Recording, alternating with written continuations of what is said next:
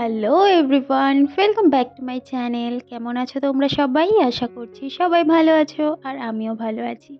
আর আজকে হচ্ছে ২১শে জানুয়ারি, বাজছে এখন সকাল ৯:৩০। আর এই ৯:৩০ থেকে আজকের ব্লগটা শুরু করছি। সকালবেলা ঘুম থেকে উঠে ব্রেকফাস্ট হয়ে গেছে, বাট বিছানাটা এখনও গোছাইনি, কারণ আজকে না চাদরটা চেঞ্জ করব। অনেক দিন হয়ে গেছে চাদরটা চেঞ্জ করা হয়নি। ব্রেকফাস্ট করে তারপর এসেছি চাদরটাকে চেঞ্জ করতে।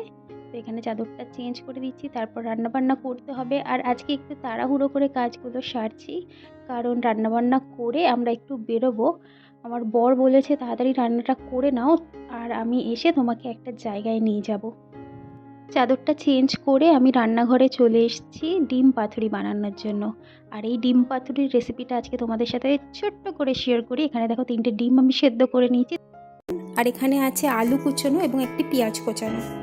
একটা বড় সাইজের আলু দিয়েছি। এবার ডিমটাকে আমি ছাল ছাড়িয়ে এইভাবে মাঝখান থেকে কেটে নেব।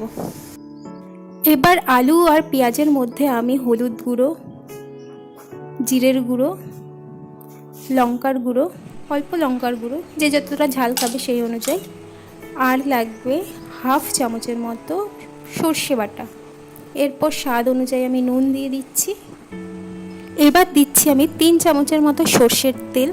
এটা সর্ষের তেল দিয়েই করার চেষ্টা করবেন। তারপর এটাকে আমি ভালো করে মিশিয়ে নেব। এরপর একটা কলা পাতা তাওয়ার উপর রেখে, কলা পাতাটা আগে ভালো করে ধুয়ে নিয়েছি। এবার এই পিছনের দিকটায় একটু সর্ষের তেল আমি গ্রিস করে দেব। এরপর আমি একটা একটা করে ডিম এইভাবে কলা পাতার উপর সাজিয়ে দেবো। ডিমের সাথে কিছু মাখানোর দরকার নেই, কারণ আলু ভাজাটা আমরা অলরেডি ম্যারিনেট করে রেখেছি। সেটা যখন আমি ডিমের উপরে দেবো, যখন জলটা বেরোবে গরম তাপে, তখন আপসেই ডিমের গায়ে মশলাটা লেগে যাবে। এরপর আমি আলু ভাজা আলুগুলোকে যেগুলো ম্যারিনেট করে রাখলাম সেগুলোকে এর উপরে ভালো করে সাজিয়ে দিচ্ছি। আলুটা আমার সাজানো হয়ে গেছে। এরপর আমি গ্যাসটা অন করে দেবো, একদম লো ফ্লেমে রাখবো। বেশি বাড়িয়ে দিলে ডিমটা ফেটে যেতে ফুটে উঠে যেতে পারে বা পুড়ে যেতে পারে, তাই একদম লো ফ্লেমে। এরপর আমি ঢাকা চাপা দিয়ে দিচ্ছি।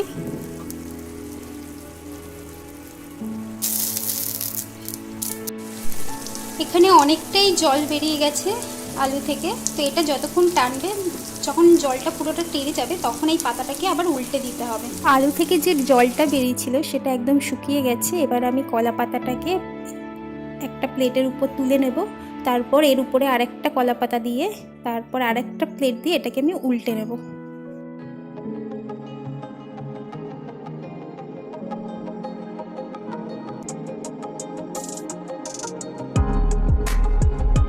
তো দেখুন আমি কলা পাতাটাকে উল্টে দিয়েছি। এবার উল্টো পিঠটা তাওয়ার উপরে দিয়ে দিচ্ছি।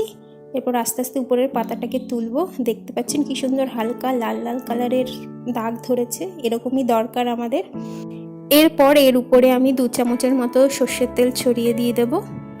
তারপর এটাকে ঢাকা দিয়ে আরও 5 মিনিটের মতো কুক করব একদম লো ফ্লেমে। তো দেখো আমাদের ডিম পাতুরি একদম রেডি। আর এটা খেতে না দারুণ লাগে, ডালের সাথেও ভালো লাগে আর শুকনো খেতেও ভালো লাগে। আলু ভাজাটা দিয়ে ভাত মেখে ডিমটা দিয়ে ভাত খেতে খুবই ভালো লাগে। আমার তো খুবই ফেভারিট একটা রেসিপি এটা। তো তোমরাও বানিয়ে একদিন ট্রাই করতে পারো। এছাড়াও ডাল করেছি আর লাল শাক ভাজা করেছি। এই হচ্ছে আজকে দুপুরের মেনু। আর রান্নাবান্না করে রান্নাঘর পুরো পরিষ্কার করে সেটা আর তোমাদের সাথে শেয়ার করা হয়নি। আমি একেবারে জামা প্যান্ট পরে নিয়েছি, কারণ রোহিত ফোন করে বললো রেডি হও, আমি আসছি। তো ঝাড়ু দেওয়া হয়নি এখনও। তো জামা প্যান্ট পরেই আমি ঘরটা ঝাড়ু দিয়ে দিচ্ছি। আর আজকে আর ঘরটা মোছা হবে না, কারণ ও কোথায় নিয়ে যাবে, কখন আসবো সেটা তো ঠিক নেই। তাই জন্য এখন রেডি হয়ে নিচ্ছি। ঘরটা আর মুছতে পারলাম না, কালকে মুছে নেব। তো এখানে একটু হালকা করে সাজুগুজু করে নিলাম। কি তাড়াহুড়ো করে সব কাজগুলো সারলাম। আর এখন কটা বাজে বলো তো? এখন বাজে 11:45। সেই 9:30টার সময় বিছানা গুছিয়ে রান্নাঘরে গেছি। তারপরে এই টাইমের মধ্যে রান্না করা, বাসন মাজা, রান্নাঘর পরিষ্কার করা, ঘর ঝাড় দেওয়া, ডাস্টিং করা, সব কাজ আমার হয়ে গেছে। ছাদ থেকে জামা কাপড়ও তুলে নিয়ে এসেছি।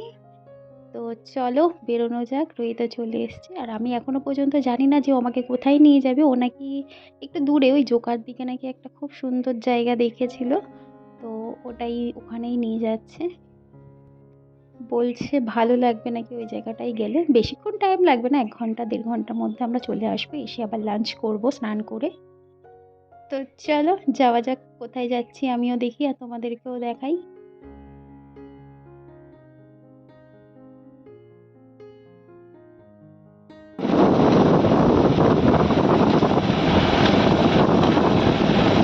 লাগছে। কোথায় যাচ্ছ তুমি এখন? প্রায় আধ ঘন্টা 40 মিনিটের মতো আমরা লং ড্রাইভ করে চলে এলাম এই জায়গাটা। এটা জোকার ভেতরের দিকে একটা ঝিল টাইপের আছে। মানে সেরকম কিছু দেখার মতো নেই, শুধু ঝিলটা আছে আর জায়গাটা না পুরো ফাঁকা চারিদিকে।